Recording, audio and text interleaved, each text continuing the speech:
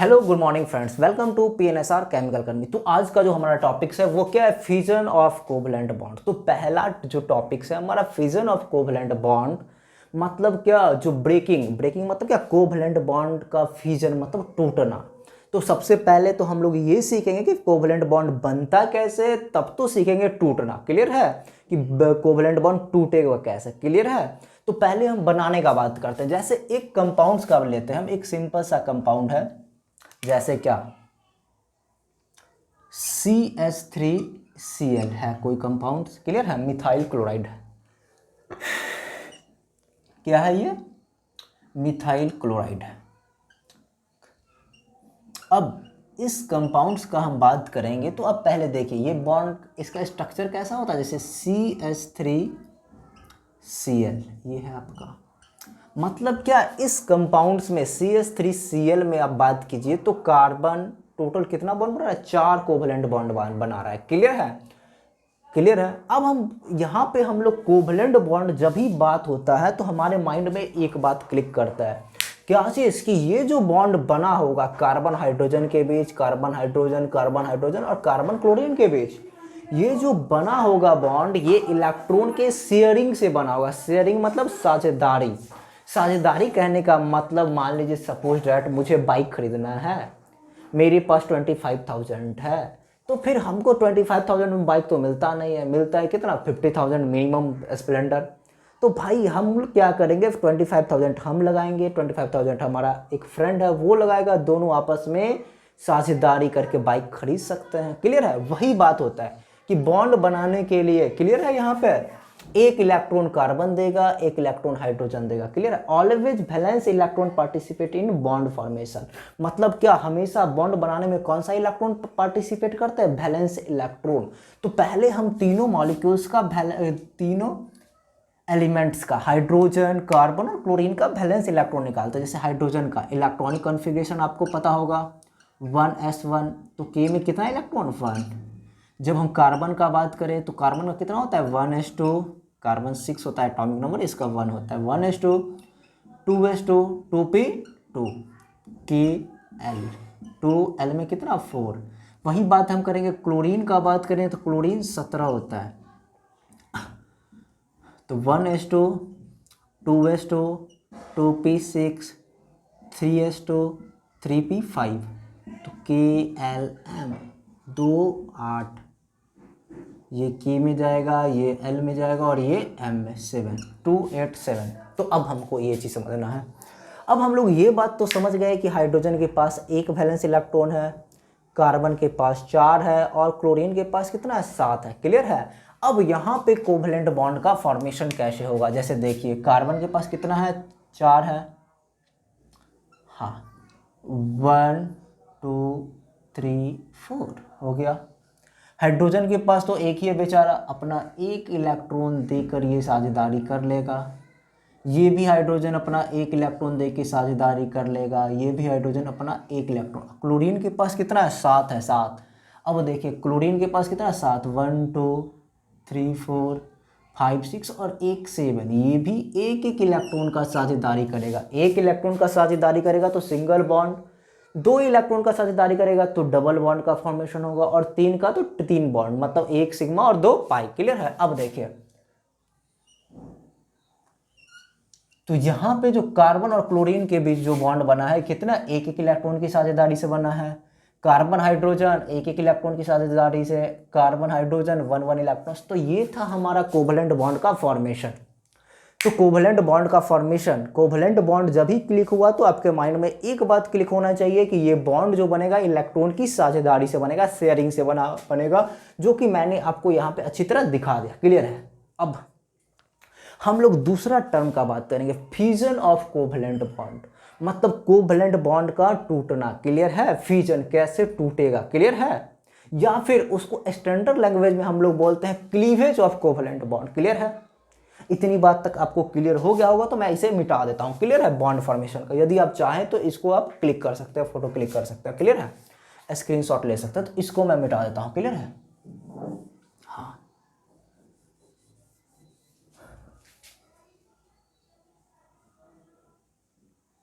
तो covalent bond का मतलब क्या होता है? Sharing of electrons. तो आपका कोवलेंट बॉन्ड का फॉर्मेशन क्या कैसे हुआ ये चीज़ हम लोग अच्छी तरह समझ गए, क्लियर है।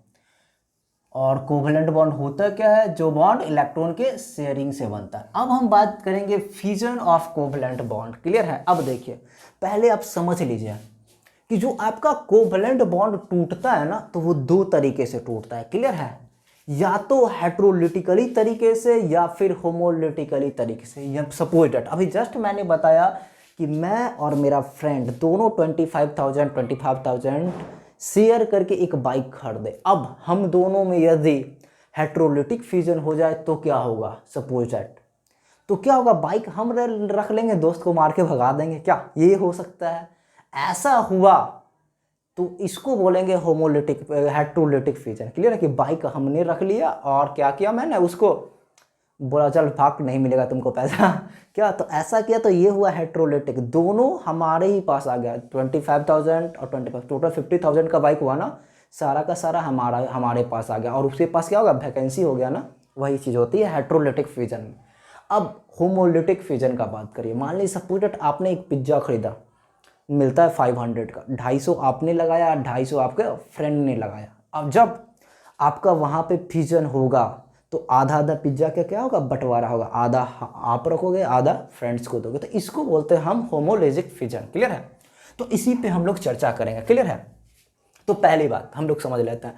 तो हेट्रोलिटिक फ्यूजन कहने का मतलब आपके माइंड में दो तीन बात क्लिक होना चाहिए। पहली बात, जो बॉन्ड ब्रेकिंग हुआ है ना, तो वो इक्वली नहीं हुआ है, क्लियर है, उसमें बेईमानी हुआ है। बेईमानी कहने का मतलब कि दोनों इलेक्ट्रॉन्स एक पार्टिकुलर फ्रेगमेंट के साथ चला गया और दूसरे के पास क्या होगा, खाली बच गया, क्लियर है, वैकेंट और वाइटल बच गया, तो उसको हम लोग क्या बोलते हैं, हेट्रोलिटिक फ्यूजन, क्लियर है। इस पे हम चर्चा करेंगे। और होमोलिटिक में क्या होगा, इक्वली होगा, क्लियर है।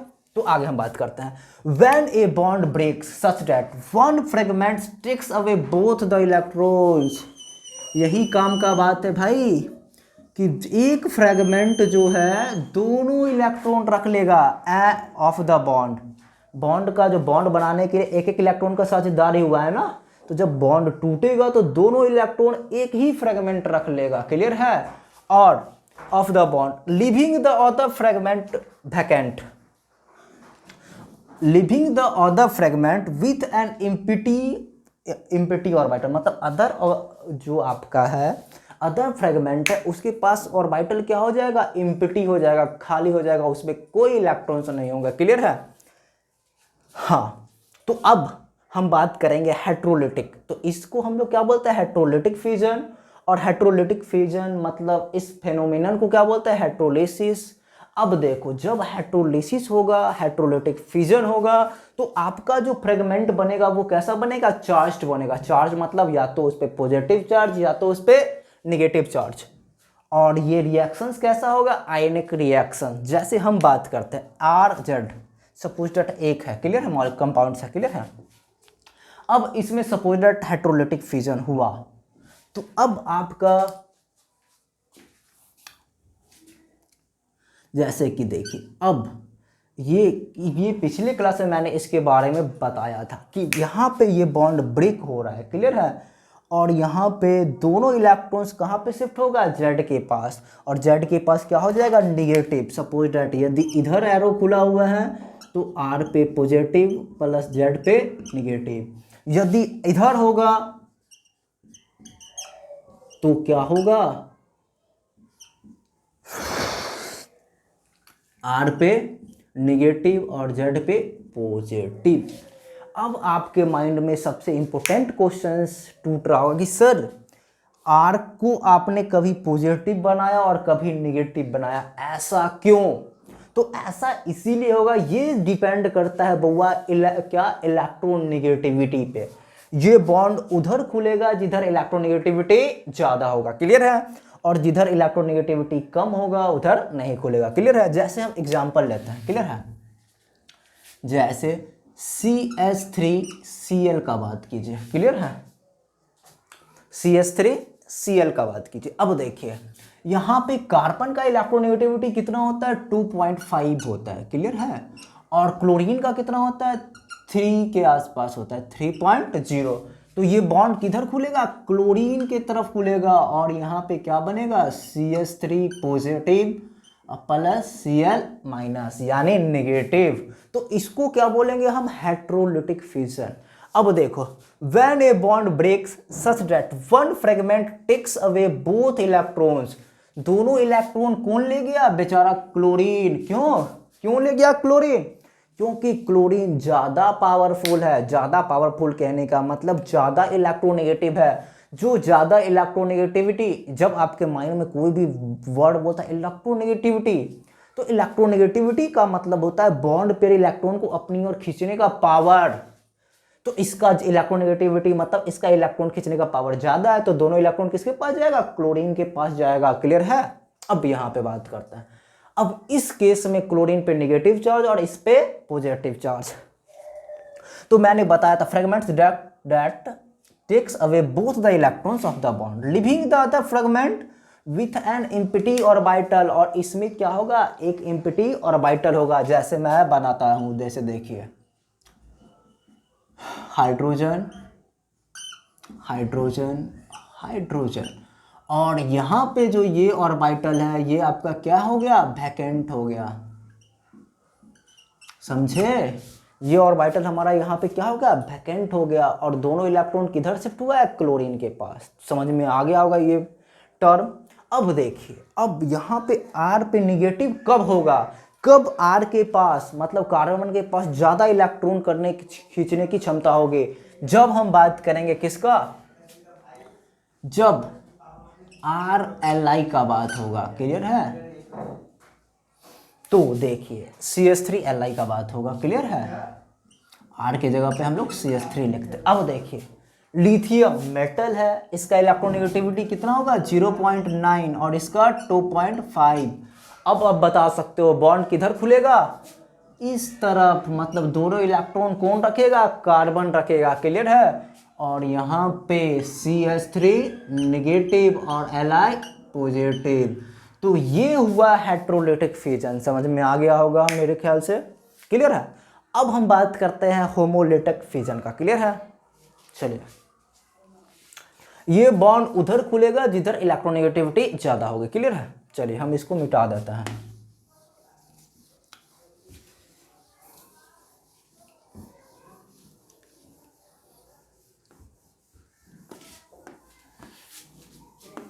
हाँ, अब देखिए, हाँ, when a bond break so that each fragments. अब क्या देखो, यहाँ पे ईमानदारी, होमोलिसिस मतलब ईमानदारी। ईमानदारी कहने का मतलब ये बॉन्ड जब टूटेगा, ये बॉन्ड जब टूटेगा तो ईमानदारी तरीके से, फिशुक मैंने पढ़ाया था कि एक इलेक्ट्रॉन्स कौन लेगा, ए के पास, और एक इलेक्ट्रॉन्स बी के पास, दोनों एक एक इलेक्ट्रॉन देकर बॉन्ड बनाया था। क्लियर है। साझेदारी भी एक एक इलेक्ट्रॉन देके, सपोज दैट ऐसे देख लीजिए, ए ने अपना एक इलेक्ट्रॉन दिया, बी ने अपना एक इलेक्ट्रॉन दिया, और दोनों ने साझेदारी करके क्या कर लिया, बॉन्ड का फॉर्मेशन कर लिया। जब ये बॉन्ड टूटेगा तो वही सेम तरीके से एक इलेक्ट्रॉन ए लेगा, एक इलेक्ट्रॉन बी लेगा। क्लियर है। और किसका फॉर्मेशन होगा, फ्री रेडिकल का फॉर्मेशन होगा। क्लियर है।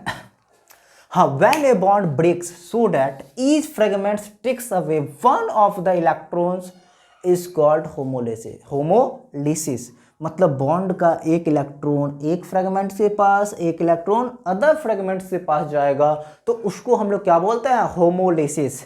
जैसे क्लोरीन का बात कीजिए तो क्लोरीन में भी होमोलिसिस होगा और क्लोरीन रेडिकल का फॉर्मेशन होगा। उसी तरह ब्रोमीन रेडिकल का फॉर्मेशन होगा। तो आज का लेक्चर मेरे ख्याल से आप सभी लोगों को अच्छी तरह समझ में आ गया होगा कि बॉन्ड ब्रेकिंग या क्लीवेज ऑफ बॉन्ड के बारे में मैंने एक्सप्लेन कर दिया। क्या मैंने एक कीवर्ड्स बताया था, ये हेट्रोलिटिक में क्या होगा, असमान तरीके से बॉन्ड टूटेगा। क्लियर है। दोनों जो बॉन्डिंग इलेक्ट्रॉन्स है एक पार्टिकुलर फ्रेगमेंट के पास चला जाएगा और दूसरे के पास एम्प्टी जाएगा। किसके पास, दोनों इलेक्ट्रॉन्स किस फ्रेगमेंट के पास जाएगा, जो ज्यादा इलेक्ट्रोनेगेटिव होगा, मतलब जो ज्यादा स्ट्रांग होगा। क्लियर है। इतनी बात क्लियर होगा। और होमोलिसिस में क्या होगा, इक्वली डिस्ट्रीब्यूशन होगा बॉन्डेड इलेक्ट्रॉन का, मतलब एक इलेक्ट्रॉन एक फ्रेगमेंट के पास, दूसरा इलेक्ट्रॉन दूसरे फ्रेगमेंट के पास। तो आज का लेक्चर बस इतना है।